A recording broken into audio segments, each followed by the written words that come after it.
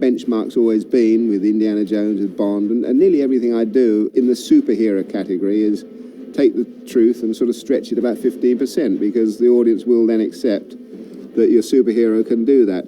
And although Tom is a real man in this, he's still, to a certain degree, a superhero, I would say, and that's what the audience want to see. So it's a similar approach, but I'm very, very particular about that. I hate to sort of ruin the integrity of a story or any piece of action just purely blowing something up or shooting something. I'd much rather do less than more. The car going through the window, that was fun. It's nice, those kind of things are really cool. Get your adrenaline going. Action! That's a typical example of tying real action in with your actors in a CG-driven movie. And any time we can get something like that in there, it gives it so much more organic reality. And that shot was originally designed to be done in two passes because everybody thought it was too dangerous for Tom to be in the same shot as the car coming through the window.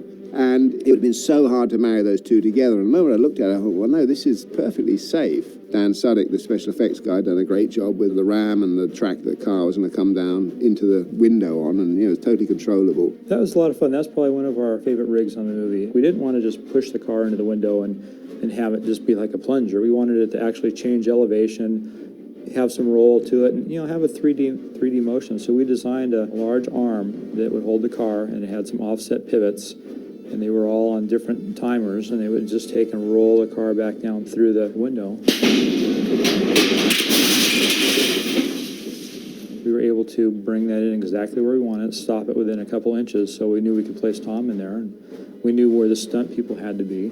And it was a good rig. It really worked well with all the people involved in it. The car won't be triggered until Tom has hit a certain position, which is a safety zone. If he fell over, the car still wouldn't get him. But there's going to be a lot of flying glass, so people should be aware of that. And we went ahead and put pyrotechnics on the glass, and just as the truck hit the glass, we broke the glass. And we broke the glass in the same pattern as the truck would break it. We broke the glass where the cab would hit first, then we broke the glass where the hood and the bed would hit. So the glass was sequenced, so as the truck hit it, it would break in the correct order. We rehearsed it and rehearsed it and rehearsed it. But Tom is a great thinker.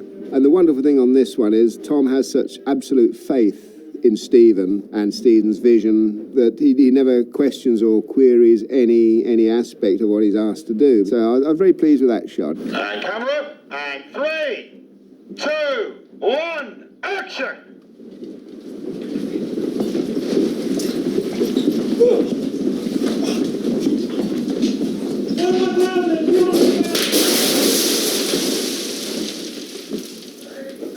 And I also love the way we do this in movies, where we shoot that here and put it back into the shot that we did in New York. When it comes together, it's all part of this wonderful puzzle they call filmmaking. It's very exciting. That's great. Terrific. Good, very good. Good. Fantastic. We may need one camera for some play. Great, Tom. Well done, mate. That was great.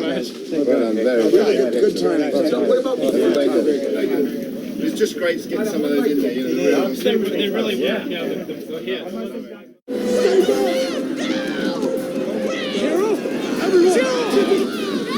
Everybody get to the front of the boat! There's still room on the boat! There's room on the boat there! Well, the ferry sequence is something that we had to break up into many different elements, because obviously we've got the location that we shot, thousands of people trying to make their way onto this boat.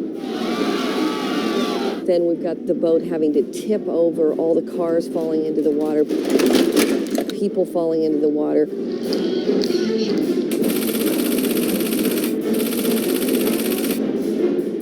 We have the propeller churning in the water right near actors. We had to do a lot of that work in a tank, obviously for safety reasons.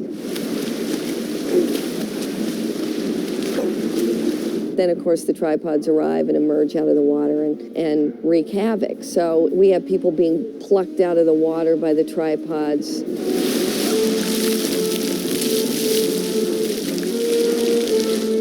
So many components. During that sequence, we know the ferry rolls over, and when it does, there's some cars that fall into the water. Tom jumps in the water. So what we needed was Tom in the water with cars passing him, so that we could get those pieces of the puzzle in camera. And we built some rigs where we could take cars and run them underwater, and and we could have them intersect Tom and have Tom interacting with the car and everything interacting with the water. We have another shot in there where we wanted to have Tom in the water looking up at a big propeller. So we built pieces where we had something that simulated a propeller, but it threw the water. We were really safe to put Tom close to that.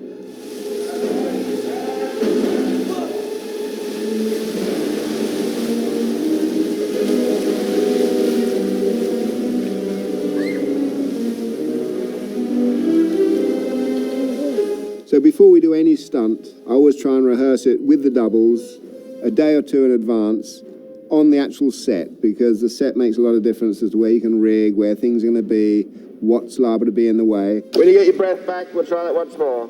So we'd rehearse it with the stunt doubles, and then we can all go around together. I'll show them the video of the stunt doubles rehearsing. Stunt doubles can talk to the actors and give them any little idiosyncrasies that were involved in doing the particular shot. That way, the actors can go into it with total confidence, knowing A, how they're going to look, and B, how safe it is. Yeah, that would be perfect. What was really fun was with Dakota and Justin and I in the water. So there's this huge platform. You know, I got these guys. I said, come on, let's jump off the thing. Dakota's looking at me. And I said, Dick, you could do this. About an 8-foot jump. She looked at me. He's like, okay, come on, you can trust me. When I jumped into the tank, it looked higher than it actually was when you were looking down there. And Tom was like, oh, this is nothing. I've done this many feet. And I was like, and I was like, okay, 1, 2, 3, jump.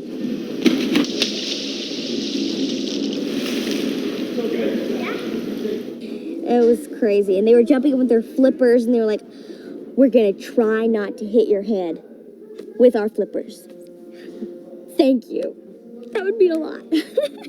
That was another moment where we could actually get our actors in amongst the real action. But without the actors going for it, there's no way you could achieve it anyway. So it was great having 3 people, Justin, Tom, and Dakota, that would actually do it. One of the shots, I had to take her to the bottom of the pool, and I actually had weights that I had to hold on to. So she would hang on to me, and I'd have these weights, and we'd drop down 14 feet, fast. And then we had to take our masks off. I had to look at her and look at Justin, and then I'd have to swim up.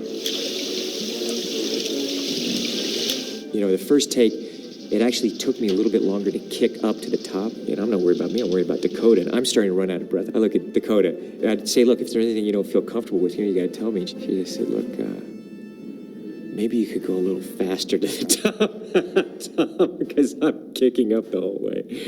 I said, okay, I'll work on it. I know how to fix it, so I did some things to fix it. Look up toward camera, toward camera, freaked out, let some air out of your mouth, and bail. We were just laughing a lot when we were doing that. Tom, can you just let one bubble out of your right nostril? This sequence does run the gauntlet of everything you can add to a sequence or add to a movie. We've got the stunt people, we've got the location work, we've got the CGI work, we've got fire, we've got explosions that we do here.